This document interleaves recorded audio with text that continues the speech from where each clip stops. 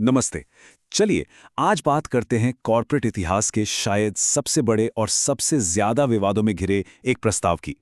Tesla ने अपने CEO Elon Musk के लिए एक ऐसा पे पैकेज सामने रखा है जो किसी की भी कल्पना से परे है। और इसके साथ ही एक बहुत बड़े कॉर्पोरेट ड्रामे की स्टेज तैयार हो रही है। $1 ट्रिलियन। समझिए, ये कोई सीधी सादी सैलरी नहीं है, बल्कि एक स्टॉक ऑप्शन डील है। और इस पर फैसला 6 नवंबर 2025 को होने वाले शेयर होल्डर्स के वोट से होगा। मतलब ये नंबर ही अपने आप में एक पूरी कहानी है।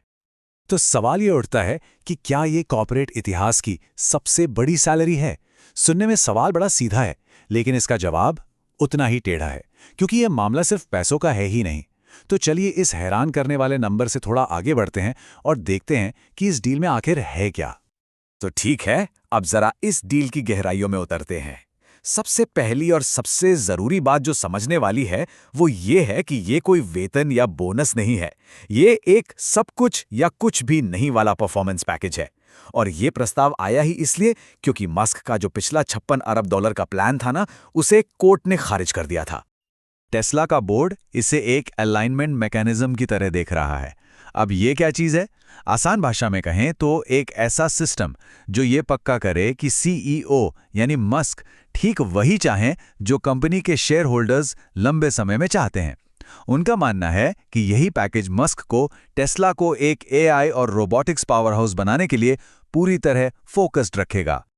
मतलब समझिए, मस्क को एक पैसा भी नहीं मिलेगा जब तक टेस्ला कुछ ऐसे टारगेट्स पूरे नहीं कर लेती जो सुनने में ही नामुमकिन लगते हैं। ये पेमेंट किश्तों में बटा है और हर किश्त के लिए 2 शर्तें हैं। टेस्ला की मार्केट वैल्यू को आसमान छूना होगा और साथ ही जमीन पर भी बड़े-बड़े ऑपरेशनल टारगेट्स पूरे करने होंगे। और ये टारगेट्स कितने बड़े हैं, जरा इसका अंदाजा लगाइए। हर साल 2 करोड़ गाड़ियां डिलीवर करना, 10 लाख ऑप्टिमस ह्यूमनॉइड रोबोट्स को काम पर लगाना और 1 crore active full self driving subscriptions. मतलब ये नंबर्स इतने बड़े हैं कि इनकी तुलना कई देशों की पूरी इकोनॉमी से हो सकती है। ये कोई छोटी मोटी ग्रोथ की बात नहीं हो रही, यहाँ तो एक पूरी क्रांति की मांग की जा रही है। तो सवाल ये है कि फिर कोई इतने बड़े, इतने अजीब पैकेज को सपोर्ट क्यों करेगा? चलिए अब उन लोगों की दलीलें समझते हैं जो मानते हैं कि ये पैकेज न सिर्फ जायज है बल्कि टेस्ला के भविष्य के लिए बेहद जरूरी भी है। जैसे कि आर्क इन्वेस्ट की कैथी वुड को ही ले लीजिए। वो तो मस्क को धरती का सबसे प्रोडक्टिव इंसान मानती हैं।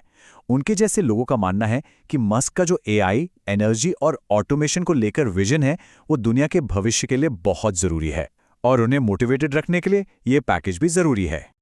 सपोर्ट करने वालों का सबसे बड़ा और सबसे सॉलिड तर्क यही है कि ये एक विन विन सिचुएशन है। जैसा कि इन्वेस्टर गैविन बेकर बताते हैं, मस्क के हाथ में कुछ भी आए, उससे पहले शेयर होल्डर्स को 900% से ज्यादा का जबरदस्त रिटर्न मिलेगा। सीधी सी बात है, पहले शेयर होल्डर्स की जीत, उसके बाद ही सीईओ को इनाम। और टेस्ला का बोर्ड भी ऑफिशियली यही कह रहा है। उनके हिसाब से मस्क का होना मिशन क्रिटिकल है, मतलब उनके बिना काम नहीं चल सकता। उन्हीं के लीडरशिप में 2018 से कंपनी 2000% से ज्यादा बढ़ी है। उन्हें यह भी डर है कि अगर मस्क गए तो स्टॉक 10 से 15% तो यूं ही गिर जाएगा और एआई के टॉप इंजीनियर्स भी कंपनी छोड़ देंगे। तो एक तरह से ये टेस्ला के भविष्य को बचाने की एक डिफेंसिव चाल है। लेकिन जैसा कहते हैं ना, हर सिक्के का एक दूसरा पहलू भी होता है। तो अब आते हैं उन लोगों पर जो इसका जोरदार विरोध कर रहे हैं, जिनमें बड़े-बड़े इन्वेस्टर्स और गवर्नेंस एक्सपर्ट शामिल हैं। और वो इसे बेतुका क्यों कह रहे हैं, चलिए समझते हैं। जैसे कैल्पर्स, जो एक बहुत बड़ा इंस्टीट्यूशनल इन्वेस्टर है, वो इसे सीधे-सीधे सीईओ की सैलरी में एक बेतुकी बढ़ोतरी कहता है। उनका मेन पॉइंट ये है कि पैकेज का साइज ही इतना ज्यादा है कि इसे किसी भी तर्क से सही नहीं ठहराया जा सकता, भले ही इसकी शर्तें कितनी भी मुश्किल क्यों ना हो। तो देखिए, बहस का असली मुद्दा यही है। एक तरफ सपोर्टर्स हैं जो कहते हैं कि ये सीईओ और शेयर होल्डर्स के इंटरेस्ट को एक साथ लाता है, एक विजनरी को कंपनी में बनाए रखने का तरीका है। दूसरी तरफ क्रिटिक्स हैं जो कहते हैं कि नहीं, इससे शेयर होल्डर्स का नुकसान होगा, सारी पावर एक ही आदमी के हाथ में चली जाएगी और ये कॉर्पोरेट गवर्नेंस का फेलियर है। वो ये भी सवाल उठाते हैं कि मस्क का ध्यान तो स्पेसएक्स और एक्स जैसी दूसरी कंपनियों में भी बटा हुआ है। और ये पैकेज कितना हटके है, ये समझने के लिए जरा इस तुलना को देखिए। एप्पल के टिम कुक, उनकी सालाना कमाई करीब $94 मिलियन। मस्क की 2018 वाली डील, जो उस वक्त की सबसे बड़ी डील थी, वो थी $56 अरब की। और अब ये $1 ट्रिलियन का पोटेंशियल पैकेज। ये बाकियों को एकदम बौना बना देता है। मतलब ये चार्ट ही अपने आप में पूरी कहानी कह रहा है। अब चलिए इस पूरी कहानी को एक अलग एंगल से देखते हैं। क्या ये लड़ाई सिर्फ पैसों की है या असली मकसद कुछ और है? कई एक्सपर्ट्स का मानना है कि इस डील का असली खेल पैसा है ही नहीं, बल्कि कंपनी पर मस्क का लंबा कंट्रोल पक्का करना है। इसको ऐसे समझिए, अगर ये डील कामयाब हो जाती है तो कंपनी में मस्क की हिस्सेदारी जो अभी करीब 13% है वो बढ़कर लगभग 25% हो जाएगी, और ये 25% की वोटिंग पावर उन्हें वो कंट्रोल देगी जिसकी वो काफी समय से बात कर रहे हैं। और मस्क ने ये बात छिपाई भी नहीं है। उन्होंने साफ साफ कहा है कि उन्हें ये कंट्रोल क्यों चाहिए।